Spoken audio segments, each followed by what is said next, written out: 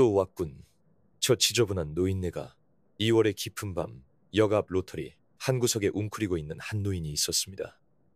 영무원은 귀찮다는 듯 혀를 찾고 지나가는 사람들은 노인을 보자 서둘러 자리를 떠났습니다. 오직 단 한 사람, 여성 택시 기사만이 노인에게 말을 걸었습니다. 어르신, 괜찮으시다면 이거라도. 그녀가 내민 손에는 따뜻한 캔 음료가 들려 있었습니다. 하지만 이때는 아직 아무도 깨닫지 못하고 있었습니다. 이 노숙자 노인에게 숨겨진 놀라운 정체가 있다는 사실을, 그리고 한 젊은 여성의 친절이 머지않아 기적과 같은 운명의 문을 열게 될 것이라는 것을 말입니다. 밤 11시를 넘긴 역 앞 로터리, 가로등 불빛이 눈발 섞인 바람에 흔들리며 땅에 희미하게 쌓인 눈을 비추고 있었습니다. 마지막 전철에서 내린 몇 명의 승객들이 발소리를 울리며 서둘러 집으로 향하고 있었습니다. 그런 와중에 택시 운전석에 앉아있는 한 여성이 있었습니다. 타카노 토리, 25살.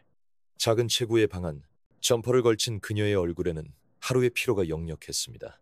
개인 택시 기사로 일하는 토리에게 이 심야, 시간대는 마지막으로 돈을 벌 수 있는 시간이었습니다. 오늘도 생각처럼 잘 안 풀리네. 토리는 작게 한숨을 쉬었습니다. 할머니의 요양 비용을 마련하기 위해 매일 늦게까지 일하고 있지만 좀처럼 원하는 만큼의 수입을 얻지 못했습니다. 그럼에도 시간을 자유롭게 쓸 수 있는 지금의 일은 감사한 일이었기에 할머니를 위해서라며 스스로를 다독이며 계속 운전대를 잡고 있었습니다. 손님을 태우기 위해 뒷좌석 문을 열어둔 채로 역 개찰구를 바라보고 있었습니다. 그때 역 건물 그림자에서 작게 움직이는 형체가 눈에 들어왔습니다. 어스름한 어둠 속에서 한 노인이 역 앞 벤치 끝에 앉아 있었습니다. 나이는 70살을 넘었을까요? 흰 머리는 헝클어져 있고 입고 있는 코트는 군데군데 낡아 있는 것이 한눈에 보였습니다. 노인은 때때로 손을 비벼 온기를 만들려 했지만 그 동작이 몹시 힘겨워 보였습니다. 추우시겠다. 토리의 마음속에 저절로 동정심이 피어올랐습니다. 바로 그때 노인에게 영무원 남성이 다가왔습니다. 40대쯤으로 보이는 체격 좋은 남성이었는데 제복을 입은 그의 표정은 명백히 불쾌해 보였습니다. 어이, 당신 또 왔나? 영무원의 목소리는 차갑고 위압적이었습니다. 노인은 고개를 들었지만 아무 말도 하지 않았습니다. 그저 죄송하다는 듯이 몸을 움츠릴 뿐이었습니다. 여기는 역 부지란 말입니다.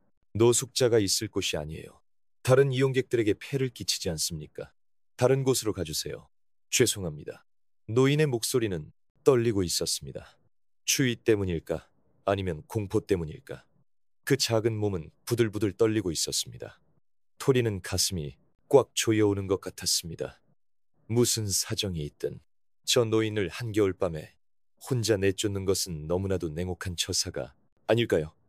하지만 영무원은 계속했습니다. 언제까지고 여기 계시면 곤란합니다.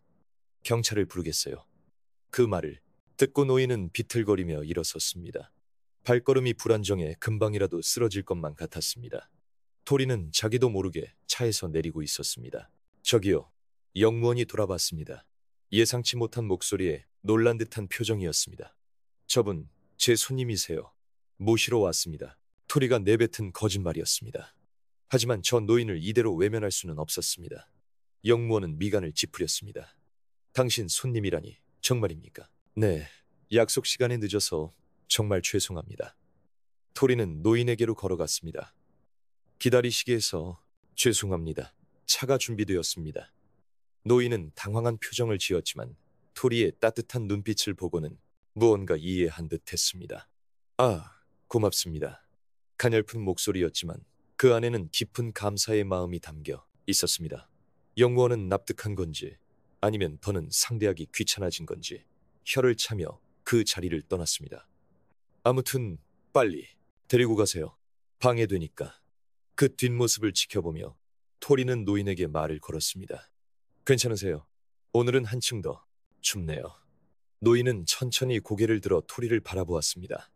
깊은 주름이 새겨진 얼굴 너머로 아직 흐려지지 않은 눈동자가 빛나고 있었습니다. 마스, 야사시 오嬢さんですね。本当にありがとうございます。いえ、当然のことです。こんなに寒い夜に一人でいるなんて心配になってしまって、アトリは自分のタクシーまで歩きながら言いました。すみません。余計なお世話でしたかね。老人は首を振りました。謝る必要なんてありません。あなたに救われました。本当にありがとうございました。老人はもう一度お辞儀をすると、足早にその場を去っていきます。街灯の光に照らされた後ろ姿は、どこか寂しげに見えました。アトリは、老人を見送りながら胸の奥にわだかまりを感じていました。あのまま返してしまってよかったのだろうか。その時タクシーの無線が鳴りました。お客様のお迎えです。アトリは仕方なく心配を胸に秘めたまま仕事に戻ったのでした。それから3日が経った深夜のことでした。アトリがいつものように駅前ロータリーで客待ちをしていると、ふと人影が目に入りました。駅の建物から少し離れ、他歩道の端、街灯の光がかろうじて届く場所に、小さくうずくまる人の姿があります。よく見ると、あの老人でした。今度は駅員の目につかないよう建物の影に身を寄せています。コートの襟を立てて風から身を守ろうとしている。その姿にアトリの心が痛みました。アトリは車から降りて老人のもとに向かいました。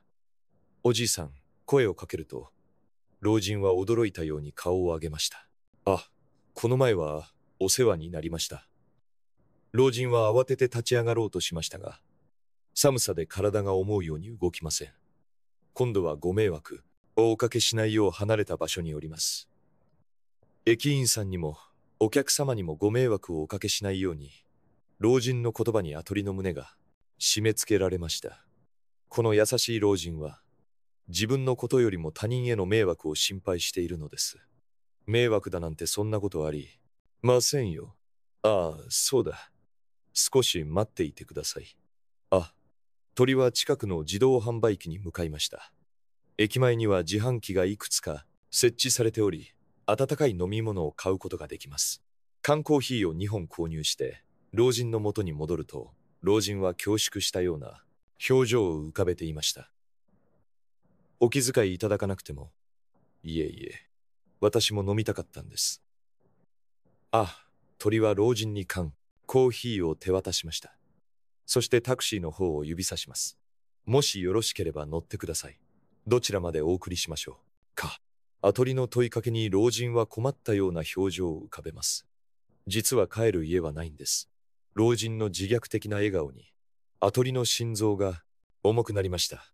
帰る家がない。その言葉の重みが彼女の胸に深く響きます。そうですか。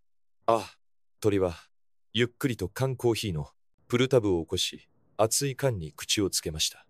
湯気が立ち上り、その温かさが指先まで伝わってきました。老人は両手で缶を包み込むようにして、そのぬくもりを大切にするように飲んでいます。お名前をお聞きしてもよろしいですか？あ、鳥が尋ねました。老人は少し迷うような表情を見せてから答えます。実はよく覚えていないんです。頭がぼんやりしていて、時々記憶が曖昧になってしまうんです。そうなんですか。恥ずかしながら自分の名前もはっきりしないんです。記憶が曖昧でどうなのったたらよいかもわからなくて、アトリは胸が痛みました。名前すら定かでない状況で、この厳しい冬を過ごしているなんて、どれほど辛いことでしょう。私は高野と申します。タクシーの運転手をしています。アトリさん、素敵なお名前ですね。老人の表情にわずかながら安らぎの色が浮かびました。アトリさんはどうして知らずの私なんかに優しくしてくださるんですか？アトリは空を見上げました。雪雲に覆われた夜空に、わずかに星の光が見えています。私には祖母がいるんです。認知症で時々私のこと、もうわからなくなってしまうことがありますけど、アトリの声には深い愛情と心配が込められていました。おじいさんを見ていると、祖母のことを思い出してしまって、もし祖母が同じような状況になったら、誰かに助けてもらえたらと思うんです。老人は缶コーヒーを飲む手を止めてアトリを見つめました。優しいお孫さんですね。おばあ様は幸せな. 아닙니다. 그런 말씀 마세요. 간병에 돈도 많이 들고 일도 힘들어서 솔직히 지칠 때도 많아요. 아토리의 솔직한 마음이 말로 터져나왔습니다. 하지만 할머니는 저를 키워주셨어요. 어릴 적에 부모님을 여의고 나서는 조부모님이 제 전부였죠. 할아버지도 몇 년 전에 돌아가셔서 지금은 할머니만이 제 유일한 가족이에요. 노인은 깊이 고개를 끄덕였습니다. 가족이란 건 정말 소중한 존재지요. 그렇게 말하는 노인의 표정에 무언가 깊은 슬픔 같은 것이 스치는 것 같았습니다. 마치 소중한 무언가를 잃어버린 사람의 얼굴처럼 보였습니다. 어르신도 가족이 있으시잖아요. 아토리의 물음에 노인은 고개를 저었습니다. 모르겠습니다. 가족이 있었던 것 같기도 한데 도무지 기억이 나질 않아서요. 캔커피의 온기와는 대조적으로 노인의 말에는 깊은 고독감이 서려 있었습니다. 바로 그때 택시 무전이 울렸습니다. 배차센터입니다. 죄송해요. 이제 가봐야겠어요. 아토리는 일어서며 말했습니다. 어르신, 오늘 밤은 어디서 지내세요? 노인은 온화하게 미소 지었습니다. 괜찮습니다. 늘 비바람을 피하는 곳이 있으니 따뜻한 커피도 대접받아 몸도 따뜻해졌습니다. 정말 괜찮으시겠어요? 네, 아토리 씨에게 충분히 친절을 받았습니다. 정말 고마웠습니다. 아토리는 명함을 꺼내 들었습니다. 혹시 무슨 일이 생기면 사양 말고 연락 주세요. 손님 없을 때라면 언제든 달려올게요. 노인은 떨리는 손으로 명함을 받았습니다. 정말 고맙습니다. 이렇게 다정한 분을 만나 오늘 하루는 참 좋은 날이 되었군요. 아토리는 택시에 올라타 손님이 있는 곳으로 향했습니다. 100미러 너머로 천천히 걸어가는 노인의 뒷모습이 보였습니다. 그 작은 등이 밤의 어둠 속으로 사라져 갈 때까지 아토리는 계속 지켜보았습니다. 그리고 일주일 후 아토리는 다시 노인과 마주쳤습니다. 이번에는 역 앞에서 조금 떨어진 24시간 영업하는 패밀리 레스토랑 주차장이었습니다. 심야 시간대라 손님의 발길도 뜸한 이곳에서 노인은 건물 그늘에 조용히 앉아 있었습니다. 아토리의 택시가 다가오자 노인은 천천히 고개를 들었습니다. 아, 아토리 씨. 반가워하는 듯한 그리고 안도하는 표정을 짓는 노인을 보자 아토리의 마음이 따뜻해졌습니다. 어르신, 잘 지내셨어요? 오늘 밤도 손님이 없는데 잠시 이야기라도 나누실래요? 아토리는 차에서 내려 늘 그랬듯 근처 자판기에서 캔커피를 뽑아 노인에게 건넸습니다. 아니에요. 이렇게까지 신경 써주시지 않아도 되는데. 노인은 미안해했지만 아토리의 다정한 마음씨에 순순히 커피를 받아들었습니다. 고맙습니다. 몸이 따뜻해지는군요. 두 사람은 나란히 앉았습니다. 가로등 아래에서 김이 모락모락 피어오르는 캔커피의 온기가 차가운 밤 공기를 부드럽게 녹여주었습니다. 어르신, 이 근처에서 자주 뵙는데 어디서 오신 거예요? 아토리의 질문에 노인은 곤란한 듯한 표정을 지었습니다. 실은 어디서 왔는지도 잘 모르겠습니다. 정신을 차려보니 이 동네에 있더군요. 그러시군요. 힘드시겠어요. 가끔 옛날 일들이 조각조각 떠오를 때도 있지만 선명하지가 않아요. 노인은 하늘을 올려다보았습니다. 구름 사이로 달빛이 희미하게 얼굴을 내밀고 있었습니다. 다만 이 동네 어딘가에 소중한 장소가 있는 것 같은 기분이 듭니다. 그립고 마음이 편안해지는 그런 곳이요. 아토리의 마음이 움직였습니다. 어떤 곳인데요? 높은 곳에서 동네를 내려다볼 수 있는 곳입니다. 예전에 누군가와 함께 그곳에 서서 동네 풍경을 바라보았던 기억이 어렴풋이 납니다. 노인의 눈에 먼 기억을 더듬는 듯한 표정이 스쳤습니다. 그분 가족이셨을까요? 모르겠습니다. 하지만 무척 소중한 사람이었던 것 같은 기분이 듭니다. 아토리는 노인의 옆모습을 바라보았습니다. 깊은 주름이 새겨진 얼굴에는 잃어버린 기억에 대한 슬픔과 그럼에도 포기하지 않으려는 굳은 의지가 느껴졌습니다. 분명 그분도 지금 어르신을 찾고 계실 거예요. 그럴까요? 노인의 목소리에는 희미한 희망이 담겨 있었습니다. 바로 그때 패밀리 레스토랑에서 나오던 젊은 커플이 두 사람을 보고는 얼굴을 찌푸렸습니다. 어머, 저게 뭐야? 노숙자인가 봐. 정말 지저분하다. 한 여성의 목소리가 밤의 정적을 갈랐습니다. 가까이 가지 않는 게 좋겠어. 무슨 병이라도 옮으면 어떡해. 남자 역시 비슷한 투로 쏘아붙였습니다. 두 사람은 서둘러 자리를 떴지만 그들의 비수 같은 말은 노인의 가슴에 깊은 상처를 남겼습니다. 노인의 어깨가 가늘게 떨리고 있었습니다. 신경 쓰지 마세요. 바가리가 부드럽게 말을 건넸습니다. 저렇게 말하는 사람들 쪽이 오히려 마음이 가난한 사람들이에요. 노인은 바가리를 가만히 바라보았습니다. 박 기사님은 정말 마음이 따뜻한 분이시군요. 저같이 더러운 늙은이에게 어째서 이리 친절하게 대해주시는 겁니까? 바가리는 잠시 생각에 잠겼다가 대답했습니다. 어르신은 더럽지 않아요. 물론 옷은 좀 낡았을지 모르지만 말씀을 나눠보니 정말 고상하고 지적인 분이라는 걸 알 수 있었습니다. 천만에요. 아니요, 정말이에요. 말투도 정중하시고 생각도 깊으셔서 분명 예전에는 아주 훌륭한 일을 하셨을 거예요. 그 말에 노인의 눈에 희미한 빛이 어렸습니다. 그렇게 말씀해 주시니 조금은 자신이 생기는 것 같군요. 두 사람 사이에 잠시 침묵이 흘렀습니다. 밤바람이 뺨을 스쳤지만 그마저도 기분 좋게 느껴졌습니다. 서로의 존재가 이 추운 밤을 견디게 하는 버팀목이 되어주고 있었습니다. 박 기사님, 노인이 먼저 입을 열었습니다. 네, 당신을 만나게 되어 정말 다행입니다. 이렇게 오랫동안 누군가와 마음을 터놓고 이야기해 본 적이 없었거든요. 그 말에 바가리의 가슴이 뭉클해졌습니다. 저도 그래요, 어르신. 어르신과 이야기하고 있으면 마음이 편안해져요. 혹시 만약 제게 가족이 있다면 박 기사님처럼 따뜻한 마음을 가진 사람이었으면 좋았을 텐데요. 그 말에는 절실한 바람이 담겨 있었습니다. 바가리는 노인의 손을 바라보았습니다. 주름지고 추위에 거칠어졌지만 그 손에서는 묘한 기품이 느껴졌습니다. 분명 멋진 가족분들이 계실 거예요. 그리고 언젠가 반드시 다시 만날 날이 올 거라고 믿어요. 노인은 깊이 고개를 끄덕였습니다. 그렇군요. 희망을 잃지 않는 것이 중요하겠지요. 밤이 깊어지자 바가리의 무전기가 다시 울렸습니다. 오늘은 이만 실례하겠습니다. 하지만 또 뵐 수 있으면 좋겠네요. 오늘 정말 감사했습니다.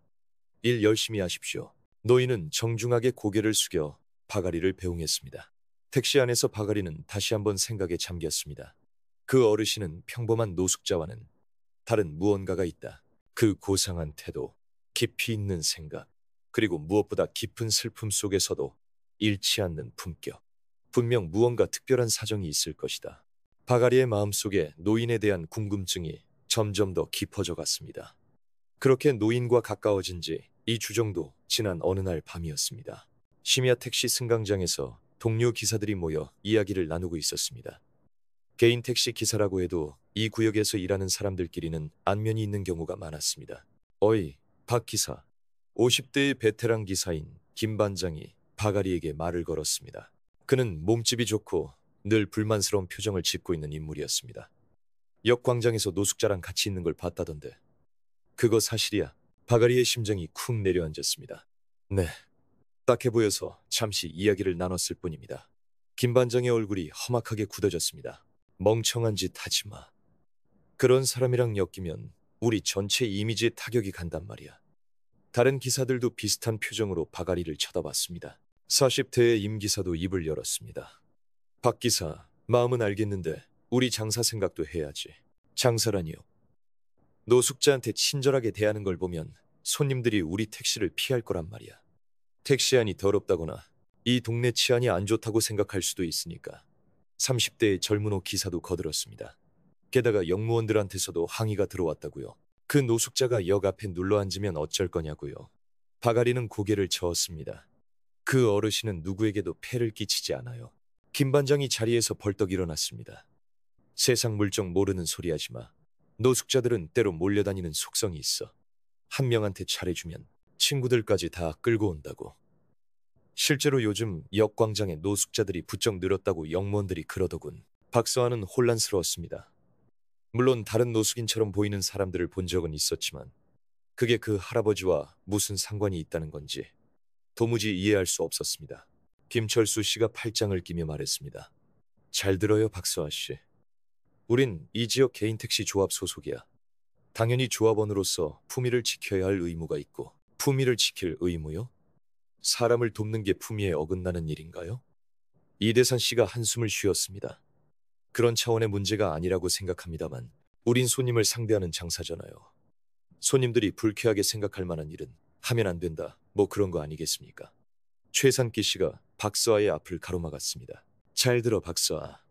이건 경고야. 다음에 또 그 노숙인이랑 같이 있는 걸 보면 바로 조합에 보고할 테니. 보고라니요? 대체 뭘 보고하시겠다는 건데요? 영업 방해 행위로 보고해야지. 잘못하면 개인 택시 면허 취소까지 갈 수도 있는 문제라고. 박서아의 얼굴이 하얗게 질렸습니다. 면허가 취소되면 더 이상 택시기사로 일할 수 없게 됩니다. 그렇게 되면 할머니의 요양 비용을 감당할 길이 막막해집니다. 그때 김철수 씨가 조금 부드러운 말투로 말했습니다. 박수아 씨 마음은 이해해. 하지만 현실을 좀 직시하는 게 좋아. 당신한테도 가족이 있잖아.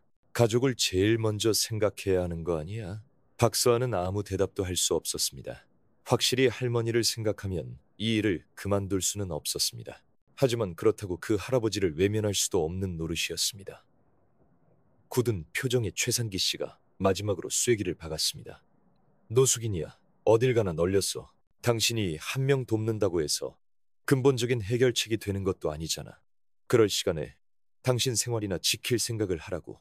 기사들은 각자 자신의 택시로 돌아갔습니다. 홀로 남겨진 박서아는 밤하늘을 올려다보았습니다.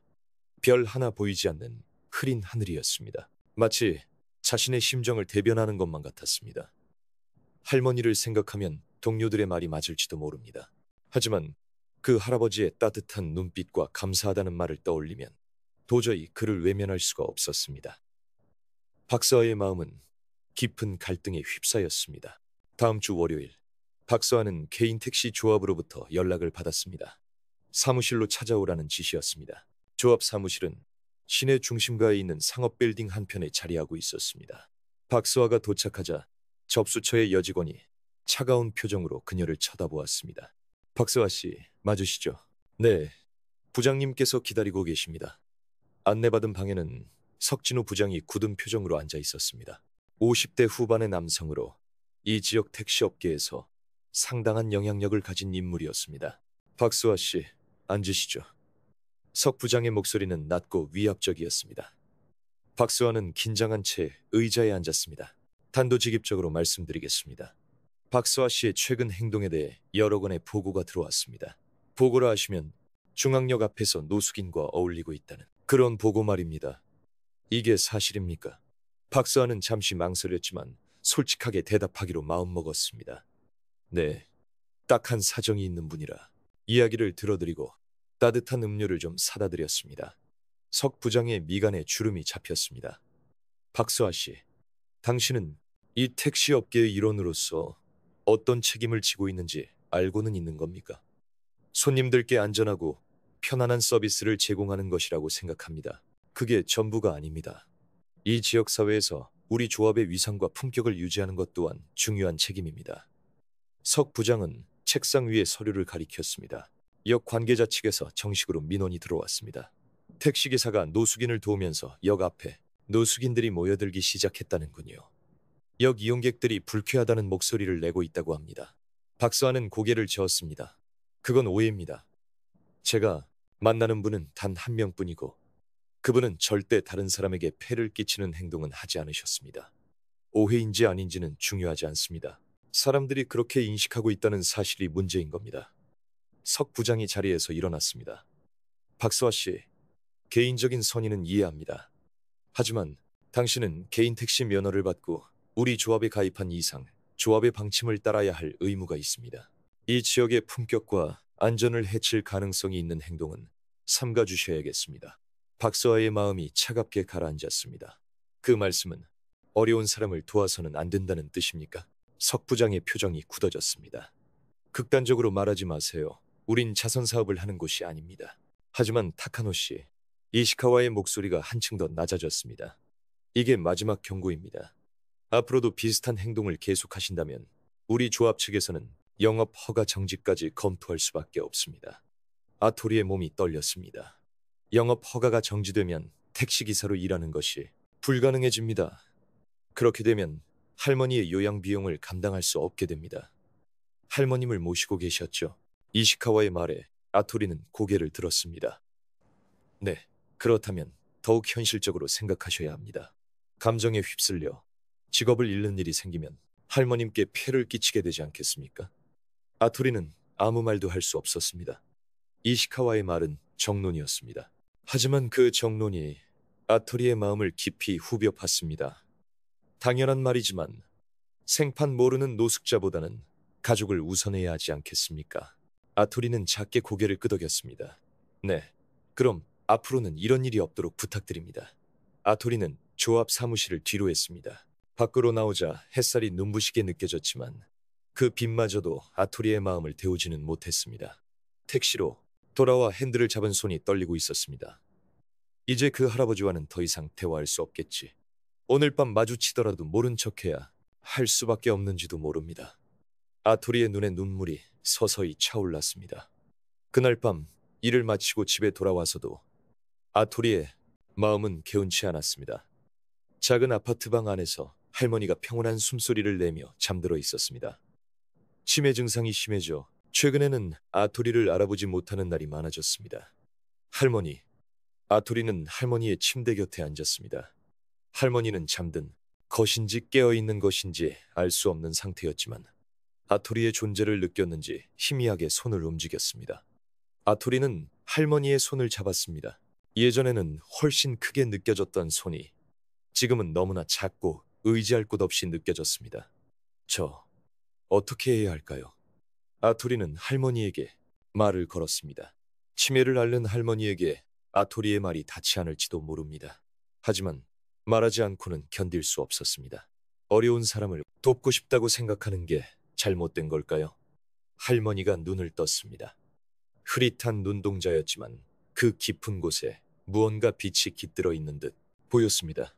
아토리니? 하는 목소리였습니다. 최근 할머니가 아토리의 이름을 부르는 일은 거의 없었습니다. 오늘은 정말 드문 일이었습니다. 할머니, 오늘 저 알아보시겠어요? 착한 아이구나. 우리 아토리는. 할머니의 말에 아토리의 눈에 눈물이 고였습니다. 우리 아토리 엄마도 참 다정한 사람이었지. 어려운 사람을 보면 그냥 지나치지 못하는 사람이었단다. 할머니는 때때로 이렇게 옛 기억을 이야기하곤 했습니다. 아토리의 어머니에 대한 이야기도 가끔 들려주었습니다. 그랬구나. 그런 다정한 마음, 소중히 간직하렴. 사람의 마음이 가장 소중한 보물이니까. 할머니의 손에 희미하게 힘이 들어갔습니다. 아토리는 할머니의 말씀을 가슴에 새겼습니다. 할머니는 다시 눈을 감고 평온한 숨소리를 내기 시작했습니다. 하지만 아토리의 마음속에는 할머니의 말씀이 깊이 울리고 있었습니다. 사람의 마음이 가장 소중한 보물. 아토리는 결심을 굳혔습니다. 설령 직업을 잃을 위험이 있더라도 자신의 마음에 따르고 싶다. 그 할아버지를 외면할 수는 없다라고 사람으로서 옳은 일을 하는 것. 그것이 할머니에게 배운 삶의 방식이기도 했습니다. 다음 날 밤 아토리는 각오를 다지고 할아버지를 찾아 나섰습니다. 전에 만났던 패밀리 레스토랑 주차장에 있을까 싶었지만 할아버지의 모습은 보이지 않았습니다. 역 앞 로터리를 둘러보아도 찾을 수 없었습니다. 30분 정도를 헤맨 끝에 마침내 상점가 뒷골목에서 할아버지를 발견했습니다. 가로등 불빛이 닿지 않는 어둑한 곳에 홀로 웅크리고 있었습니다. 할아버지. 아토리가 목소리를 내자 할아버지가 고개를 들었습니다. 아, 아토리 씨. 이런 곳까지 와주시다니. 할아버지의 목소리에는 놀라움과 함께 깊은 기쁨이 담겨 있었습니다. 요즘 뵙지 못해서 걱정이 돼서요. 아토리는 할아버지의 곁에 앉았습니다. 오늘 밤은 유난히 추워 할아버지의 몸이 작게 떨리고 있었습니다. 실은 요즘은 그다지 사람들 눈에 띄지 않는 곳에 있으려고 하고 있습니다. 왜요? 할아버지는 쓴웃음을 지었습니다. 최근에 영무원들이 사람들의 시선이 따가워서 제가 있으면 하리 씨에게 폐를 끼치는 건 아닐까. 하리의 마음이 아파왔습니다. 할아버지는 그런 하리를 걱정하고 있었습니다. 할아버지, 괜찮습니다. 충분히 잘해주셨어요. 더 이상 폐를 끼쳐드릴 수는 없어요. 하리는 미리 사두었던 캔커피를 내밀었습니다. 폐라니요, 그런 거 아닙니다. 할아버지는 조심스럽게 캔커피를 받았습니다. 고맙습니다. 하지만 이걸로 마지막으로 해주십시오. 어째서요? 하리 씨에게는 모셔야 할 할머님도 계시지 않습니까? 저 같은 사람 때문에 소중한 일에 지장이 생겨서는 안 되지요. 할아버지의 말에 하리는 충격을 받았습니다. 할아버지는 하리의 모든 상황을 이해하고 있었던 겁니다. 그리고 자신보다도 하리의 미래를 걱정해주고 있었습니다. 할아버지, 실은 부탁이 하나 있습니다. 할아버지의 눈에 특별한 빛이 깃들었습니다. 마지막으로 딱 한 번만 보고 싶은 곳이 있습니다. 어디 말씀이세요? 저 산에 올라가 보고 싶습니다. 이 도시가 내려다 보이는 곳. 어쩌면 아주 오래전 소중한 사람과 함께 갔던 곳일지도 모릅니다. 하리는 망설이지 않았습니다. 모셔다 드릴게요. 오늘 밤은 특별하니까요. 하리는 미소를 지으며 할아버지를 택시로 안내했습니다. 할아버지는 미안해하며 뒷좌석에 앉았습니다. 택시 안은 난방이 잘 되어 있어 깡마른 할아버지의 몸에는 무엇보다 고마운 온기였습니다. 벚꽃 천덕에 가면 전망 좋은 광장이 있어요. 어쩌면 그곳일지도 모르겠네요. 혹시 뭐라도 생각나시면 말씀해 주세요. 네, 고맙습니다. 하리는 엑셀을 밟아 벚꽃 천덕으로 향했습니다. 시내에서 차로 20분 정도 거리에 있는 나지막한 언덕으로 정상에는 과연 도시를 내려다볼 수 있는 광장이 있었습니다. 택시가 산길을 오르자 할아버지의 표정이 차츰 밝아졌습니다. 맞아요. 이 길입니다. 이 길을 따라 자주 산 위에 갔었어요. 할아버지의 목소리에는 오랜만에 흥분이 묻어났습니다. 정상의 공터에 도착하자 할아버지는 천천히 차에서 내렸습니다. 공터에서는 도시의 불빛이 한눈에 들어왔습니다. 작은 지방 도시였지만 야경은 제법 아름다워 보였습니다. 여기입니다. 예전에 여기에 집이 있었어요. 할아버지는 광장 한가운데에 서서 도시를 내려다보았습니다. 여기서 사셨군요. 네, 그런 것 같아요. 조금씩 기억이 나기 시작했어요. 이 자리에서 도시를 바라보며 아버지와 이야기를 나누곤 했습니다. 하리는 할아버지 곁에 섰습니다. 아버님과의 추억이시군요. 네, 아버지는 장사를 하셨는데 늘 이 경치를 보면서 이 도시 사람들에게 도움이 되는 일을 하고 싶다고 말씀하셨죠. 할아버지의 눈에 눈물이 고였습니다. 저는 아버지를 존경했습니다. 그러다 할아버지는 머리를 감싸주었습니다. 기억이 돌아올 듯하면서도 가장 중요한 부분이 좀처럼 떠오르지 않는 겁니다. 괜찮아요. 억지로 떠올리려 하지 않으셔도 돼요. 하리는 할아버지의 등을 부드럽게 쓸어주었습니다. 하지만 소중한 건 기억해냈습니다. 저에게도 가족이 있었어요. 분명 지금도 저를 찾고 있는 사람이 있을 겁니다. 할아버지의 얼굴에 오랜만에 희망의 빛이 서렸습니다. 하리 씨, 오늘 정말 고마웠습니다. 덕분에 소중한 기억을 되찾을 수 있었어요. 도움이 되셨다니 다행이에요. 그럼 역 앞까지 모셔다 드릴게요. 두 사람은 택시로 돌아왔습니다. 할아버지는 뒷좌석에, 하리는 운전석에 앉았습니다. 하리는 시동을 걸고 산길을 내려가기 시작했습니다. 백미러로 보니 할아버지가 지친 표정으로 앉아있는 것이 보였습니다. 할아버지, 괜찮으세요? 네, 조금 피곤해서. 하지만 할아버지의 목소리는 평소보다 가늘게 들렸습니다. 하리는 걱정이 되어 다시 한번 백미러를 보다가 할아버지의 안색이 새하얗게 질려 있는 것을 발견했습니다. 할아버지. 하리는 차를 갓길에 세우고 뒤를 돌아보았습니다. 할아버지는 의식이 희미한 채 몸을 심하게 떨고 있었습니다. 몸은 얼음장처럼 차가웠고 입술은 파랗게 질려 있었으며 호흡마저 얕아지고 있었습니다. 하리는 즉시 판단을 내렸습니다. 병원으로 가야겠어요. 하리는 핸들을 꺾어 가장 가까운 종합병원으로 향했습니다. 운전을 하면서 휴대전화로 119에 연락했습니다. 119 상황실이죠. 고령 남성의 상태가 급격히 나빠졌습니다. 저체온증으로 보입니다. 알겠습니다. 이쪽에서 병원에 연락해 놓겠습니다. 119에 연락하겠습니다. 환자분의 자세한 증상을 말씀해 주세요. 아리는 운전하며 어르신의 증상을 상세히 설명했습니다. 그리고 상황실에서 지정해준 병원으로 향했습니다. 할아버지, 병원에 거의 다 왔어요. 조금만 더 힘내세요. 노인은 희미해져가는 의식 속에서도 아리를 바라보았습니다. 하리씨, 고마워요. 당신을 만나서 정말 다행이었어. 그 목소리는 금방이라도 사라질 듯이 가냘팠습니다. 15분 후 택시는 병원 응급실에 도착했습니다. 이미 연락을 받은 의료진이 대기하고 있었고 노인은 신속하게 처치실로 옮겨졌습니다. 아리는 마음속으로 간절히 기도했습니다. 부디 이 다정한 할아버지가 무사하시기를, 그리고 잃어버린 기억을 되찾고 가족과 다시 만날 수 있기를. 119 구급 상황실에서 지정해준 곳은 시내에서 가장 시설이 좋은 종합병원이었습니다. 아리도 보호자로 함께 병원 안으로 들어갔습니다. 구급대원이 즉시 노인의 상태를 확인했지만 저체온증과 영양실조 증상이 심각했습니다. 신원을 알 만한 물건이라도 있습니까? 구급대원이 아리에게 물었습니다. 아니요, 이분은 기억을 잃으셔서 신분, 증명서 같은 것도 가지고 있지 않으세요. 그렇군요. 그럼 병원에서 신원조사를 하게 되겠네요. 병원에 도착하자 노인은 응급 처치실로 옮겨졌습니다. 아리는 대기실에서 기다려야 했습니다. 깊은 밤 병원은 정적에 휩싸여 있었고 대기실에는 아리뿐이었습니다. 그리고 1시간쯤 지났을까 의사가 나타났습니다. 가족분이신가요? 아니요. 그냥 아는 사이입니다. 가족은 잘 모릅니다. 의사는 곤란한 표정을 지었습니다. 그러시군요. 환자분 상태는 안정되었습니다. 저체온증과 영양실조였지만 수액과 보온 조치로 회복 중입니다. 다행이다. 아리는 안도의 한숨을 내쉬었습니다. 다만 신원이 확인되지 않으면 앞으로의 치료 방침이나 입원 수속에 차질이 생깁니다. 경찰에 연락해서 신원 조사를 부탁해야 할 것 같습니다. 30분 후 경찰관이 병원에 도착했습니다. 젊은 남자 경찰관이었는데 정중한 말투로 자초지종을 물었습니다. 이분의 인상착의를 말씀해 주시겠습니까? 아리는 노인의 외모와 나눴던 대화에 대해 자세히 설명했습니다. 서화동 공터에서의 일, 아버지와의 추억, 장사를 했다는 이야기 등 기억나는 범위 내에서 전부 전달했습니다.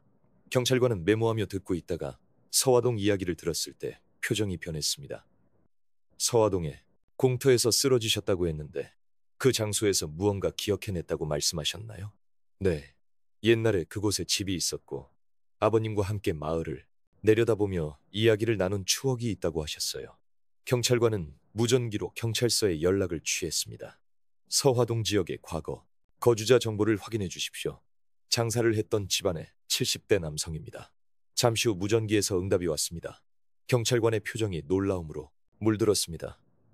혹시 이화그룹의 이덕수 회장님일지도 모르겠습니다. 이화그룹이요? 아리는 숨을 삼켰습니다.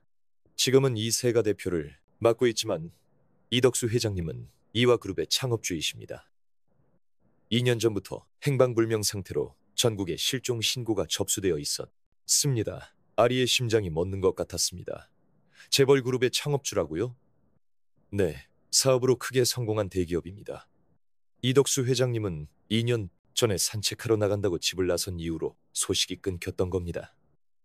경찰관은 즉시 본청에 상세한 확인을 요청했습니다. 그 후 이화그룹 관계자로부터 연락이 왔다는 보고가 들어왔습니다. 틀림없는 것 같습니다. 이덕수 회장님으로 확인되었습니다. 가족분들이 지금 이쪽으로 오고 계십니다. 아리는 믿을 수가 없었습니다. 그 다정했던 할아버지가 대기업의 창업주였다니. 하지만 생각해보니 노인의 고상한 몸가짐이나 차분한 말투는 확실히 평범한 노숙자와는 달랐습니다. 몇 시간 후 병원 로비에 검은색 고급 세단이 도착했습니다. 차에서 내린 사람은 50대가량으로 보이는 정장 차림의 남성이었습니다. 단정한 얼굴이었지만 오랜 시간의 심려로 지친 기색이 역력했습니다. 이호한이라고 합니다. 아버님 일로 연락받았습니다. 남자는 정중하게 고개를 숙였습니다. 당신이 저희 아버지를 구해주신 분이군요. 요한의 눈에 깊은 감사의 빛이 어렸습니다. 아닙니다. 저는 그저 우연히 근처에 있었을 뿐이고 의사 선생님과 밤사이 용태는 안정되셨다고 합니다. 용호는 안도의 한숨을 내쉬었습니다. 아닙니다. 정말 감사합니다. 2년 동안 계속 찾아다녔습니다. 경찰, 탐정, 동원할 수 있는 모든 수단을 써서 찾고 있었습니다. 용호의 목소리에는 오랜 세월의 고뇌가 묻어났습니다. 아버님께서는 기억을 잃으셨던 것 같습니다. 네, 아까 경찰에게서 얼핏 들었습니다. 어떤 충격으로 기억을 잃고 추억이 깃든 집으로 돌아가려 하셨던 모양입니다. 의사가 나타나 두 사람을 치료실로 안내했습니다. 치료실 침대에서 노인이 링거를 맞으며 잠들어 있었습니다. 안색은 아까보다 훨씬 좋아져 있었습니다. 용호는 아버지의 침대 곁에 앉았습니다. 아버지, 목소리의 노인은 천천히 눈을 떴습니다. 용호, 니? 희미한 목소리였지만 분명 아들의 이름을 부르고 있었습니다. 아들의 얼굴을 보고 희미하게나마 기억이 돌아온 것일지도 모릅니다. 네, 아버지. 계속 찾았어요. 이제 다시는 못 뵐 줄 알고 노인의 눈에 굵은 눈물방울이 맺혔습니다. 미안하구나. 걱정을 끼쳐서. 아니에요. 무사히 돌아오신 것만으로도 충분해요. 용호도 눈물을 흘리며 아버지의 손을 꽉 잡았습니다. 아름은 그 광경을 보고 가슴이 뭉클해졌습니다. 2년 동안이나 떨어져 지냈던 부자가 마침내 다시 만난 것입니다. 용호는 아름을 돌아보았습니다. 아버지, 이분께서 병원으로 모셔다 주셨어요. 노인도 아름 쪽을 바라봅니다. 아, 아름 씨, 당신 덕분입니다. 목숨을 구해주셨을 뿐만 아니라 의지할 곳 없는 저에게 정말 친절하게 대해주셨어요. 진심으로 감사드립니다. 그 말에 용호는 놀란 듯 아름을 쳐다봅니다. 그러셨군요. 정말 뭐라고 감사의 말씀을 드려야 할지. 아닙니다. 저는 아무것도 그저 곤란해 보이셔서 이야기를 들어드렸을 뿐입니다. 용호는 깊이 고개를 숙였습니다. 아닙니다. 분명 아버지는 고아름 씨 덕분에 목숨을 구하신 겁니다. 지난 2년간 얼마나 힘드셨을지. 아름은 노인의 온화한 눈빛을 떠올렸습니다. 아무리 힘든 상황에서도 결코 남을 원망하거나 미워하지 않는 그런 고결한 인품이 느껴졌습니다. 고아름 씨, 용호가 정중한 어조로 말했습니다. 연락처를 알려주시겠습니까? 상황이 정리되면 정식으로 감사의 인사를 드리고 싶습니다. 아름은 고개를 저었습니다. 사례라니요. 그럴 것까지는 아닙니다. 정말로 아버지가 이렇게 살아계신 건 아름 씨 덕분입니다. 최소한 제대로 된 감사의 마음이라도 전하게 해주세요. 용호의 진지한 표정을 보고 아름은 더 이상 거절하기 어렵다고 느꼈습니다. 알겠습니다. 하지만 마음만 받겠습니다. 정말로. 아름은 명함을 건넸습니다. 용호는 정중하게 받아들고 깊이 고개를 숙였습니다. 감사합니다. 꼭 연락드리겠습니다. 아버님, 부디 몸조리 잘하십시오. 아름은 마지막으로 노인을 지켜본 뒤 병원을 나섰습니다. 깊은 밤 집으로 돌아오는 길에 아름은 오늘의 일을 되돌아보고 있었습니다. 그 할아버지가 설마 대기업의 창업주였을 줄이야. 하지만 그보다도 무사히 가족과 재회했다는 사실이 무엇보다 기쁘게 느껴졌습니다. 집에 돌아오니 할머니는 평온하게 잠들어 계셨습니다. 아름은 할머니의 침대 곁에 앉아 오늘의 일을 이야기했습니다. 할머니, 오늘 정말 신기한 하루였어요. 곤경에 처한 분을 도와드렸는데 그분이 알고 보니 아주 대단한 분이었어요. 할머니는 잠든 채였지만 아름의 마음은 따뜻한 기운으로 가득 찼습니다. 다음 날 아침 아름은 회사에서 온 연락을 받고 잠에서 깼습니다. 택시 조합에서 온 전화였습니다. 고아름 씨, 지금 바로 사무실로 와주세요.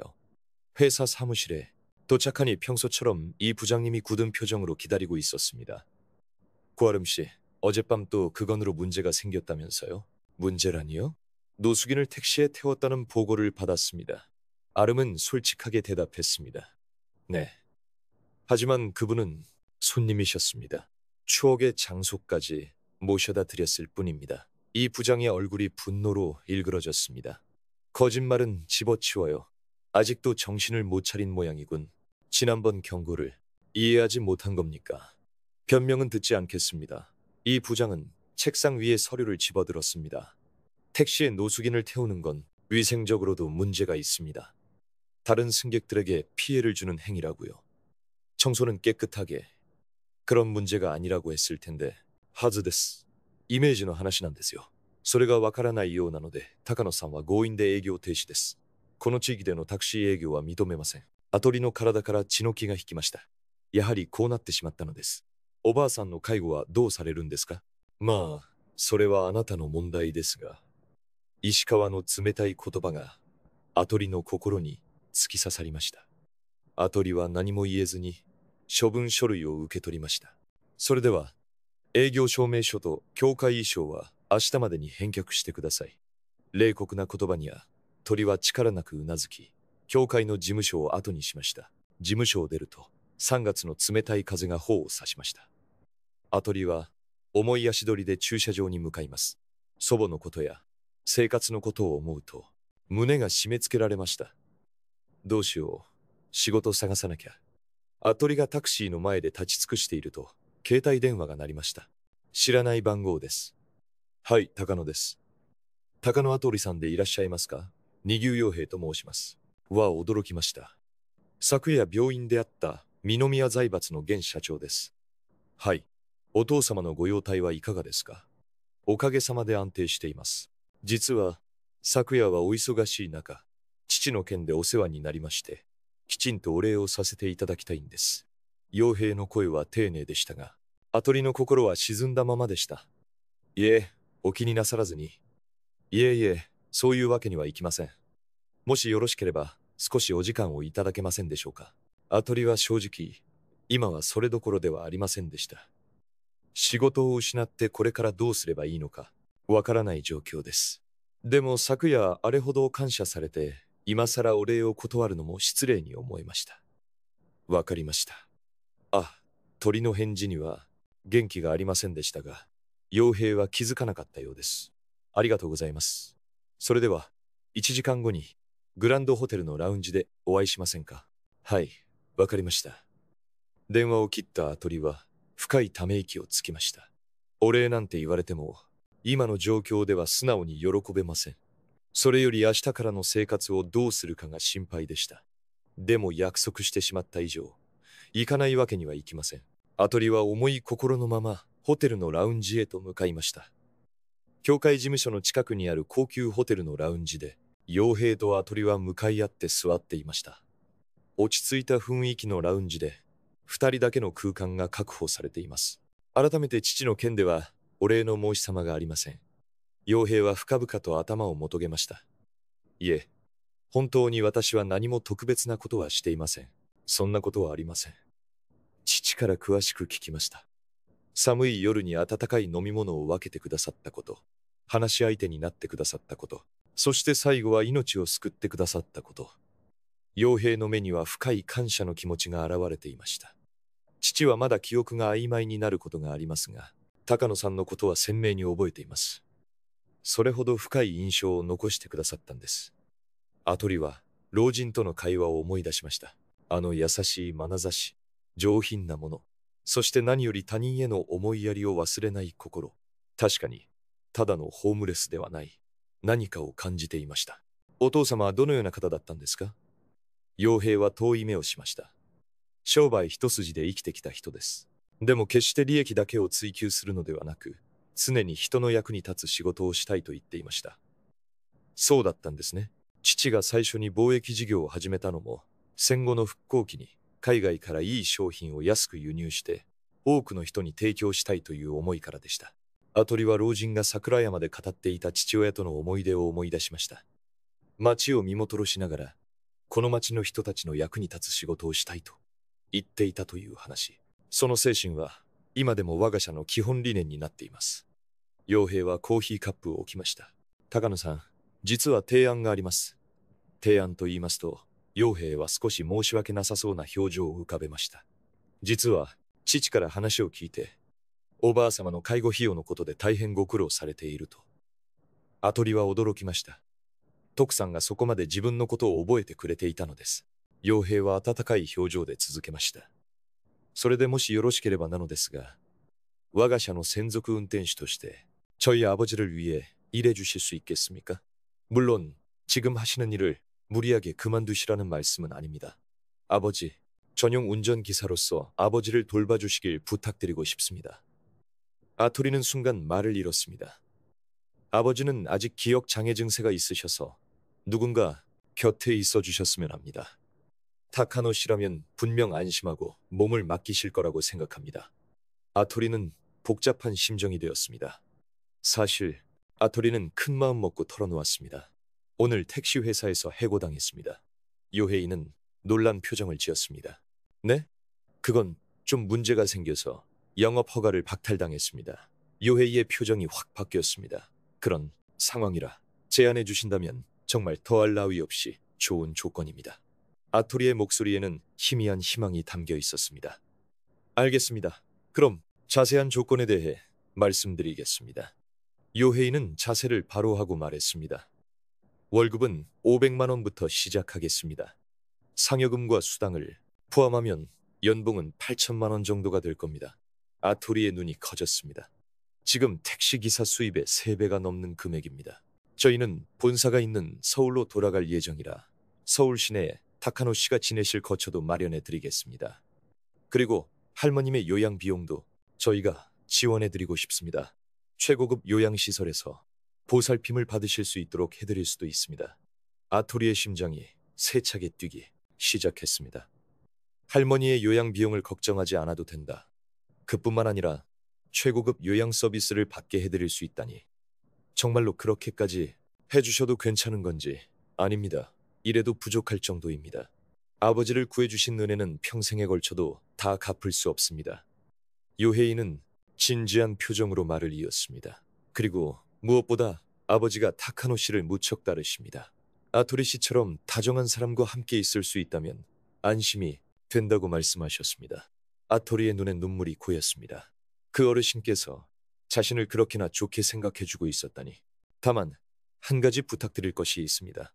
네, 아버지께는 처음에 타카노 씨가 운전기사로 고용되었다는 사실을 숨기고 우연히 제외한 것 의로해 주실 수 있겠습니까? 어째서죠?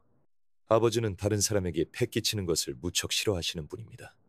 자신 때문에 타카노 씨가 특별히 고용되었다는 사실을 아시면 오히려 마음의 부담을 느끼실지도 모릅니다. 아토리는 이해했습니다. 확실히 그 어르신의 성격을 생각하면 그럴만도 했습니다. 알겠습니다. 우연히 다시 만난 것으로 하겠습니다. 요헤이는 안도하는 표정을 지었습니다. 감사합니다. 그럼 바로 준비하도록 하겠습니다. 계약건 등은 다시 연락드리겠습니다. 아토리는 깊이 고개를 숙여 인사했습니다. 저야말로 잘 부탁드립니다. 아토리의 마음에 오랜만에 따뜻한 희망의 빛이 깃들었습니다. 그날 밤 할머니에게 소식을 전했습니다. 할머니, 저 택시 회사에서 잘렸지만 새로운 일자리가 정해졌어요. 할머니는 온화한 표정으로 아토리를 바라보았습니다. 아주 좋은 조건이라서 이제 할머니 요양 비용도 걱정하지 않아도 돼요. 아토리는 할머니의 손을 꼭 잡았습니다. 게다가 정말 좋은 분들을 만났어요. 사람을 돕는다는 것의 소중함을 가르쳐준 분들이에요. 할머니의 눈에 희미하게 눈물이 고였습니다. 우리 아토리는 착한 아이구나. 할머니의 말이 아토리의 마음을 따뜻하게 만들었습니다. 사람 마음의 다정함은 분명 누군가에게 전해진다. 그리고 그 다정함은 돌고 돌아 자신에게도 돌아온다. 아토리는 그 진리를 마음 깊이 실감하고 있었습니다. 그렇게 아토리는 니노미야 재벌에서 일하게 되었습니다. 토쿠조 씨는 아토리와의 재회를 진심으로 기뻐하며 매일 평온하게 지냈습니다. 기억 장애 증상이 완전히 회복되지는 않았지만 아토리와 함께 있을 때는 표정이 밝아졌고 때때로 옛 기억을 선명하게 이야기하기도 했습니다. 아토리의 새로운 생활은 상상 이상으로 충실했습니다. 니노미야 재벌의 본사는 서울 시내 최고급 부지에 있는 훌륭한 빌딩이었습니다. 아토리에게는 전용 운전기사 대기실이 마련되어 토쿠조 회장님의 송영에만 전념할 수 있었습니다. 안녕하십니까 회장님. 토쿠조 회장님의 하루 일과는 규칙적으로 정해져 있었습니다. 아침에는 자택에서 회사까지, 점심에는 회사 근처 공원으로 산책, 저녁에는 다시 자택으로, 때때로 병원 정기 검진이나 가족과의 식사 자리에도 동행했. 아토리 씨, 오늘 날씨가 참 좋네요. 덕수 회장님은 매일 아침 차에 타시면 꼭 날씨 이야기부터 시작하십니다. 아직 기억이 흐릿해지실 때도 있지만 아토리에 대한 신뢰만큼은 전혀 흔들림이 없으십니다. 네, 정말 좋은 날씨네요. 오늘은 공원 벚꽃이 아주 예쁠 것 같아요. 그렇군요. 벚꽃을 보면서 또 옛날 이야기를 좀 해도 괜찮을까요? 물론입니다, 회장님. 기대하고 있겠습니다. 덕수 회장님은 요즘 조금씩 기억을 되찾고 계십니다. 완벽하지는 않지만 회사를 처음 세웠을 때의 이야기나 아들 요헤이가 어렸을 적 추억 같은 것들을 자세히 이야기해 주시게 되었습니다. 그때 요헤이는 제 일을 참 많이 방해했지요. 덕수 회장님은 그리운 듯 웃으셨습니다. 서류를 어지럽히고 중요한 전화 통화 중에 울기도 하고. 하지만 그 모든 게 지금은 좋은 추억입니다. 아토리는 덕수 회장님의 이야기를 듣는 것을 정말 좋아했습니다. 맨손으로 재벌을 일군 분의 인생에는 수많은 고난과 기쁨이 담겨 있었습니다. 그리고 무엇보다 덕수 회장님의 따뜻한 인품이 이야기 곳곳에서 묻어났습니다. 아토리 씨는 할머님과 어떤 추억이 있습니까? 덕수 회장님 역시 아토리의 이야기를 듣는 것을 즐거워 하셨습니다. 할머니께서 제게 요리를 가르쳐 주셨어요. 특히 계란말이 만드는 법은 몇 번이고 가르쳐 주셨죠. 그거 참 멋진 일이군요. 가족에게 배운 것은 평생의 보물이 되는 법입니다. 덕수 회장님의 말씀에는 깊은 인생 경험에서 우러나오는 무게가 있었습니다. 아토리의 할머니는 서진 재벌과 계약된 최고급 요양시설에서 극진한 보살핌을 받고 있었습니다. 치매 전문가의 치료와 영양사의 식단 관리, 물리치료사의 재활치료 등 생각할 수 있는 최상의 환경이 갖추어져 있었습니다. 아토리는 매일 일이 끝난 후 할머니를 뵈러 갔습니다. 할머니, 오늘도 정정해 보이시네요. 할머니의 표정은 예전보다 훨씬 평온해져 있었습니다. 치료와 보살핌 덕분에 치매의 진행이 억제되고 있었던 것입니다. 아토리, 오늘도 와주었구나. 할머니는 이제 아토리의 얼굴을 알아볼 수 있게 되셨습니다. 네, 매일 올 거예요. 아토리는 할머니의 손을 꼭 잡았습니다. 우리 아토리가 참 좋은 직장을 구했구나. 네, 정말 좋은 분들을 만났어요. 할머니의 눈에 안도하는 빛이 어렸습니다. 이제 마음이 놓이는구나. 우리 아토리의 다정한 마음씨가 분명 좋은 결과를 가져다 준 게 틀림없어. 아토리는 할머니의 말씀을 가슴에 깊이 새겼습니다. 타인에 대한 다정함은 결코 헛되지 않는다. 그것은 지금 아토리의 삶이 증명해주고 있는 사실이었습니다. 어느 봄날 덕수 회장님이 특별한 부탁을 하셨습니다. 아토리 씨, 벚꽃산에 다시 한번 보지 않겠습니까? 그날 밤 회장님이 쓰러지셨던 바로 그 장소.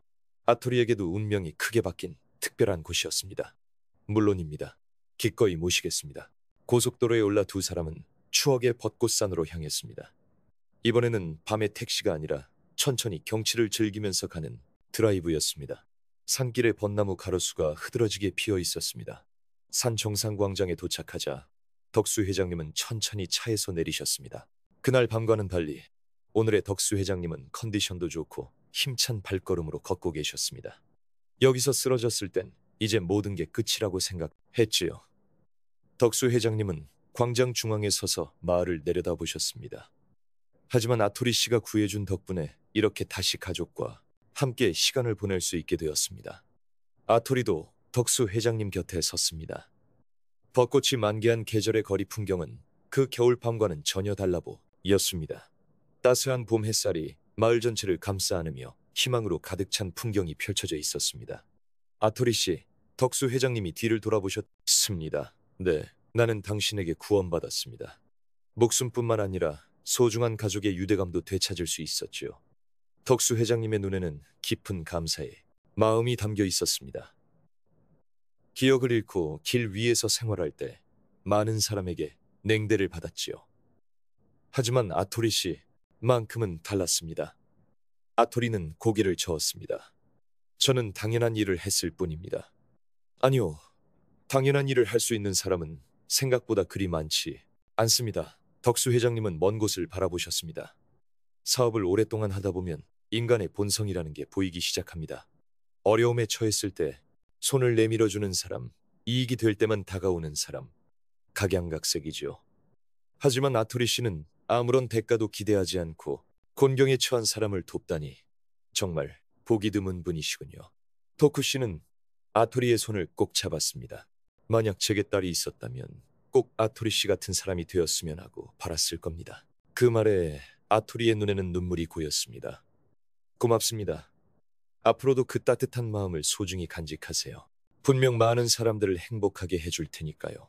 두 사람은 벚꽃 잎이 흩날리는 가운데 조용히 마을을 내려다보고 있었습니다. 아토리는 생각했습니다. 그 겨울밤역 앞에서 만난 것은 우연이었을지도 모른다고. 하지만 그 우연이 이끌어준 인연은 결코 우연이라는 말로 치부할 수 없는 깊은 의미를 지니고 있었던 것이겠지요. 사람과 사람 사이의 유대, 서로를 헤아리는 마음, 그리고 믿음의 소중함. 아토리는 앞으로의 인생에서도 그 가치관을 소중히 여기며 살아가리라 다짐했습니다. 산을 내려오는 길에 토쿠 씨가 말했습니다. 아토리 씨, 다음에 저희 가족과 함께 식사라도 하시지 않겠어요? 가족분들과 말인가요? 네, 제 손주도 아토리 씨를 무척 보고 싶어 한답니다. 아토리는 기쁜 마음이 들었습니다. 토쿠 씨 가족의 일원으로서 식사에 초대받게 될 줄은 상상도 못한 일이었습니다. 기꺼이 참석하겠습니다. 정말 감사합니다. 분명 즐거운 시간이 될 겁니다. 아토리의 새로운 인생은 이제 막 시작되었을 뿐이었습니다. 하지만 이미 수많은 멋진 만남과 인연으로 가득했습니다. 사람을 생각하는 마음이 이끄는 기적은 앞으로도 분명 계속될 것이라 믿었습니다. 사람의 따뜻한 마음은 결코 헛되지 않는군요. 아토리의 말에 토쿠 씨가 미소 지었습니다. 맞는 말이에요. 다정함은 반드시 어떤 형태로든 돌아온답니다. 그게 오늘이 될 수도 내일이 될 수도 있지만 반드시요. 밤이 깊어갈 무렵 두 사람은 산기슭에 도착했습니다. 마을의 불빛이 따뜻하게 두 사람을 비추었고 아토리의 마음은 깊은 만족감으로 가득 찼습니다. 그 추운 겨울밤에 시작되었던 이야기는 이제는 수많은 사람의 인생에 영향을 미치는 거대한 흐름이 되어 있었습니다. 아토리가 처음 건넸던 따뜻한 캔커피 한 잔이 결국에는 셀 수 없이 많은 이들의 마음을 따뜻하게 데워준 것이었습니다. 운전석에 앉은 아토리는 다시 한번 생각했습니다. 사람과 사람 사이의 유대, 곤경에 처한 사람을 향한 배려, 그리고 믿음의 소중함을. 이러한 가치들을 가슴에 품고 아토리는 앞으로도 꿋꿋이 나아갈 것입니다. 분명 새로운 만남과 발견이 기다리고 있을 테지요. 그리고 아토리의 온기를 느꼈던 사람들이 또 다른 누군가에게 그 따뜻함을 전하고 그 연쇄는 영원히 이어져 나갈 것입니다. 한겨울역 앞에서 일어났던 작은 기적은 이윽고 커다란 희망의 빛이 되어 수많은 사람의 마음을 비추어 줄 것입니다. 끝까지 시청해 주셔서 진심으로 감사합니다. 이 이야기가 여러분의 마음에 조금이나마 울림을 주었다면 저희에게는 더할 나위 없는 기쁨일 겁니다. 괜찮으시다면 댓글로 여러분의 감상을 남겨주세요. 앞으로도 마음에 남는 이야기들을 전해드릴 테니 부디 채널 구독도 잊지 말고 부탁드립니다. 그럼 다음 영상에서 다시 뵙겠습니다. 감사합니다.